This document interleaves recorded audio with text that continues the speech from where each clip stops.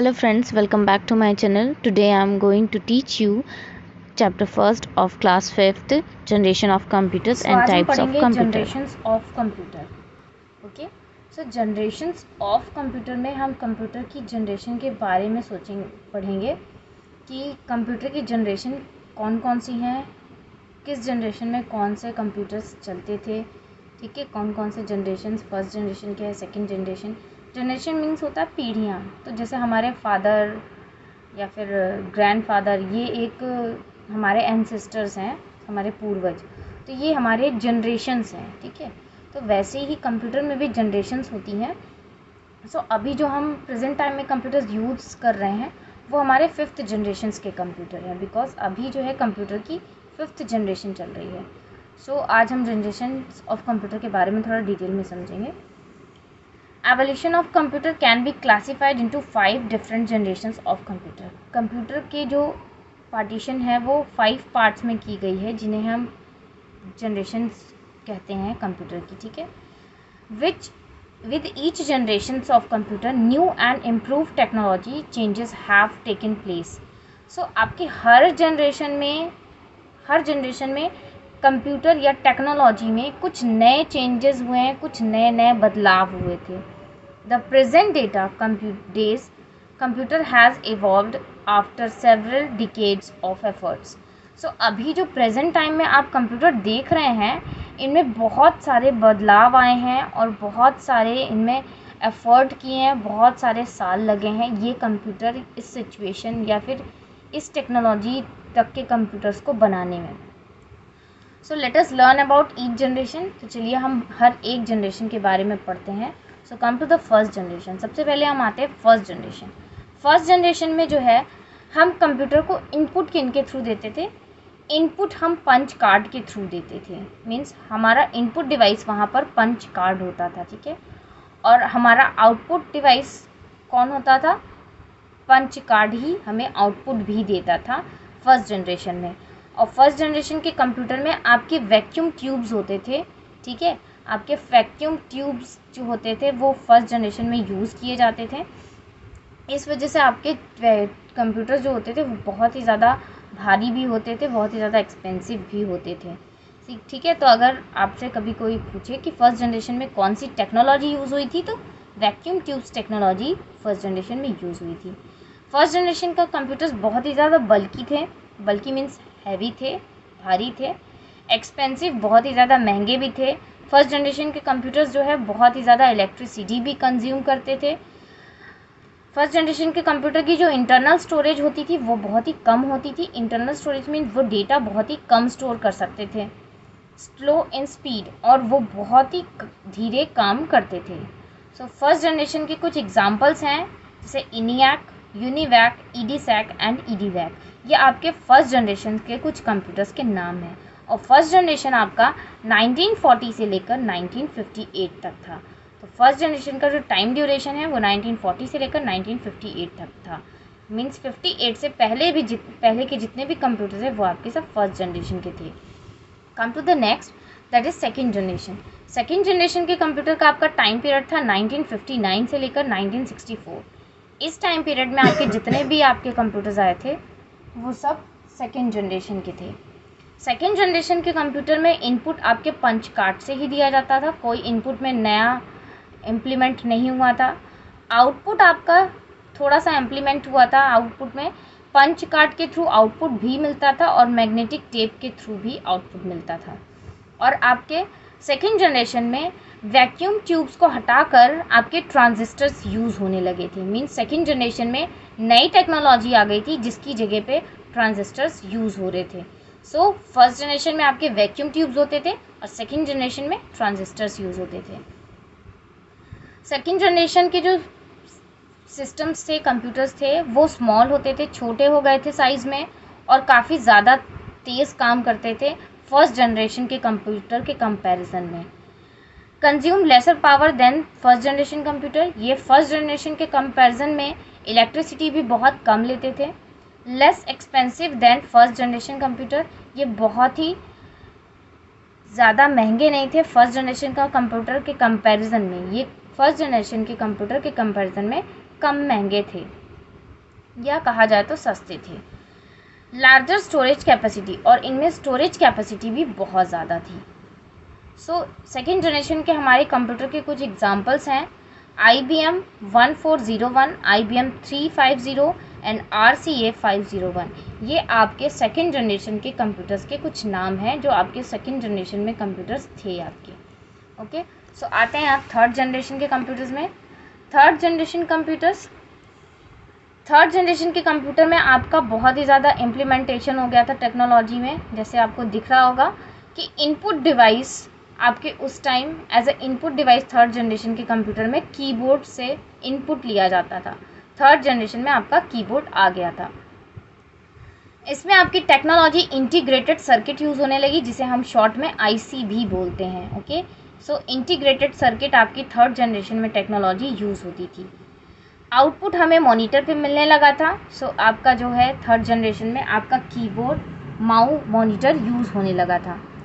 ये आपके third generation के कंप्यूटर जो हैं वो साइज़ में भी छोटे हो गए थे, आपको दिख रहा होगा यहाँ पर। ये काफ़ी तेज़ी से काम भी करने लगे थे, लेस बल्कि ये ज़्यादा भारी भी नहीं होते थे। प्रोड्यूस्ड लेस हीट, ये हीट भी बहुत कम प्रोड्यूस करते थे। लेस मेंटेनेंस, और इन्हें बनाने का या फिर इन्हें अगर इनमें कोई मेंटेन अगर इन्हें करवाना हो या फिर कोई प्रॉब्लम आ जाए तो इन्हें बनवाने का चार्ज भी बहुत कम लगता था।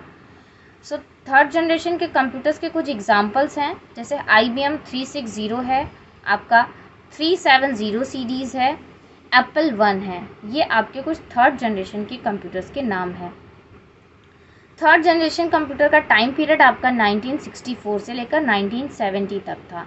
1970 तक जितने भी कंप्यूटर्स थे वो आपके सब थर्ड जनरेशन के कंप्यूटर्स कहलाते थे। Next is fourth generation computer. Fourth generation computer में आपको दिख रहा होगा कि कंप्यूटर्स को साइज़ जो है वो काफ़ी ज़्यादा छोटा हो गया था। इनपुट आपका कीबोर्ड के थ्रू दिया जाता था, माउस के और स्कैनर के थ्रू दिया जाता था, और भी बहुत सी डिवाइसेस थे जिनके थ्रू इनपुट दिया जाता था। आपका टेक्नोलॉजी फोर्थ जनरेशन में आपकी माइक्रो प्रोसेसर यूज़ होने लगे, मींस इंटीग्रेटेड सर्किट की जगह आपका फोर्थ जनरेशन में माइक्रो प्रोसेसर्स यूज़ होने लगे। Next is output. आउटपुट आपका मॉनिटर पे मिलता था, प्रिंटर पे, प्लॉटर पे और स्पीकर पे। ये कुछ आपके आउटपुट डिवाइसेस थे जिन पे आउटपुट मिलता था। सो आपके फोर्थ जनरेशन के कंप्यूटर्स जो थे वो बहुत ही कम वो महंगे थे, इन्हें कोई भी इजीली परचेज कर सकता था। इनमें स्टोरेज कैपेसिटी भी बहुत ज़्यादा थी और ये किसी भी काम को आसानी से कर सकते थे। So come to the next, that is fifth generation. So fifth generation में क्या हुआ, आपके इनपुट डिवाइसेस में वॉइस, स्पीच और recognisation touch devices. Fifth generation में आपकी वॉइस से भी आप इनपुट दे सकते हैं, स्पीच से भी इनपुट दे सकते हैं। स्पीच रिकॉग्नाइजेशन मीन्स वो आपकी आवाज़ पहचान कर भी आप उसको इनपुट दे सकते हैं आप अपनी आवाज़ से। वो टच डिवाइस मीन्स डिवाइस को टच करके भी आप इनपुट दे सकते हैं। इसका बहुत बड़ा एग्जांपल है, जैसे आजकल आप लोग स्मार्टफोन यूज़ करते हैं, आईपैड यूज़ करते हैं, लैपटॉप यूज़ करते हैं टच वाले, तो ये सब आपके फिफ्थ जनरेशन के एग्जांपल्स हैं। क्योंकि आप इनमें देख रहे हैं इनपुट आप किसकी हेल्प से दे रहे हैं, टच डिवाइस की हेल्प से दे रहे हैं, वॉइस की हेल्प से देख रहे हैं। सो फिफ्थ जनरेशन में आपकी माइक्रो प्रोसेसर जो टेक्नोलॉजी थी उसको हटा के आर्टिफिशियल इंटेलिजेंसी टेक्नोलॉजी लगाई गई। ठीक है, मीन्स आपके फिफ्थ जनरेशन के जितने भी कंप्यूटर्स होते हैं वो सब आर्टिफिशियल इंटेलिजेंस पर बेस्ड होते हैं। आपका output normally same printer, plotter और ड्रोन्स के थ्रू आपको आउटपुट मिलता है। Very large storage capacity, fifth generation के कंप्यूटर में जो स्टोरेज कैपेसिटी वो बहुत ज़्यादा थी। हाई प्रोसेसिंग स्पीड, इनकी जो प्रोसेसिंग स्पीड है वो भी बहुत ही ज़्यादा हाई है। Aims to develop computer that can think, understand and act like human. और फिफ्थ जनरेशन के कंप्यूटर्स को ऐसा बनाया जा रहा है ताकि वो कंप्यूटर खुद से सोच सकें और वो बिल्कुल एक ह्यूमन की तरह, एक इंसान की तरह एक्ट कर सके, हरकतें कर सके। It is based on artificial intelligence, और ये आपके फिफ्थ जनरेशन के जितने भी कंप्यूटर्स होते हैं ये सब आर्टिफिशियल इंटेलिजेंस पर बेस्ड होते हैं। सो कुछ एग्जांपल्स हैं आपके फिफ्थ जनरेशन के कंप्यूटर के, जैसे क्रे हो गया, CS300 हो गया, परम हो गया, और आप इसमें लैपटॉप भी बता सकते हैं, पीसी भी बता सकते हैं। ये सारे आपके 5th जनरेशन के कंप्यूटर्स के एग्जांपल्स हैं। सो आई होप आपको जनरेशन्स ऑफ कंप्यूटर क्लियर हो गया। ठीक है, सो जितने भी आपके अभी तक जनरेशन्स आए हैं कंप्यूटर की, टोटल 5 जनरेशन्स हैं, 1st, 2nd, 3rd, 4th and 5th, और presently we are using the 5th generation computer. Okay, so come to the next topic, that is types of computer. So अब हम पढ़ेंगे types of computer. Computer कितने types के होते हैं। So computers can be classified on the basis of their size, speed and storage capacity. Computers को mainly उनके size और स्पीड और उनके स्टोरेज कैपेसिटी के बेसिस पर ही उनको बांटा गया है। The different types of computers are described as follows. So कुछ डिफरेंट टाइप्स ऑफ कंप्यूटर आपके सामने बताए गए हैं, जिनमें से पहला है आपका माइक्रो कंप्यूटर्स, सेकंड है आपका main frame mini computer, and third है आपका main frame computer. So the next topic is microcomputer. So Okay. microcomputers are designed for personal use. Therefore, these computers are also called personal computers. Micro computers आपके design किए गए हैं सिर्फ personal use के लिए, means इसे आप single person भी यूज़ कर सकता है, इसलिए इन कंप्यूटर्स को हम पर्सनल कंप्यूटर के नाम से भी जानते हैं। Micro processors are used in these computers. Some features of micro computers are, so इन कंप्यूटर्स में माइक्रो प्रोसेसर्स यूज़ किए जाते हैं। ओके, सो कुछ माइक्रो कंप्यूटर्स के फीचर्स हैं, जैसे small in size yet popular. So ये आपके कंप्यूटर्स जो होते हैं वो साइज़ में काफ़ी स्मॉल होते हैं और पावरफुल भी होते हैं। नॉट वेरी एक्सपेंसिव, ये काफ़ी ज़्यादा महंगे भी नहीं होते हैं।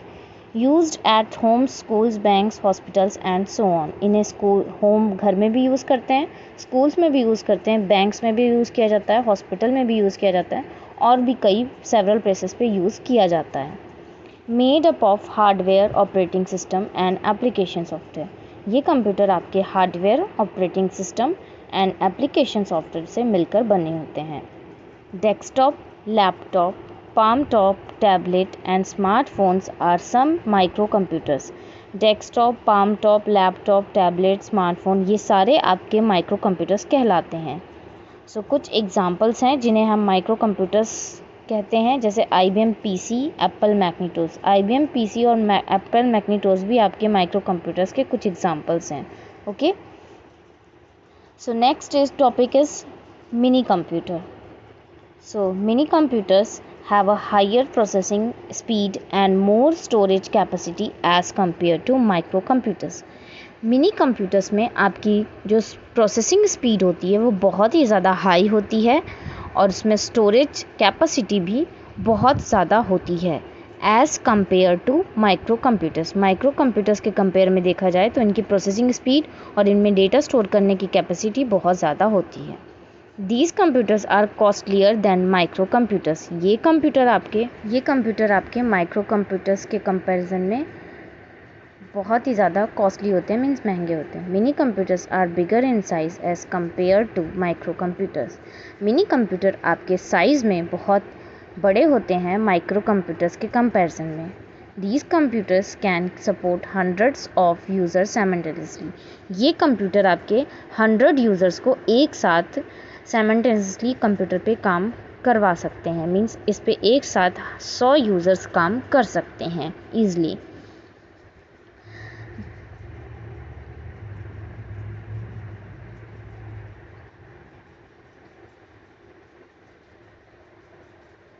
These computers are used in big organizations like banks, industries, universities, research center and so on.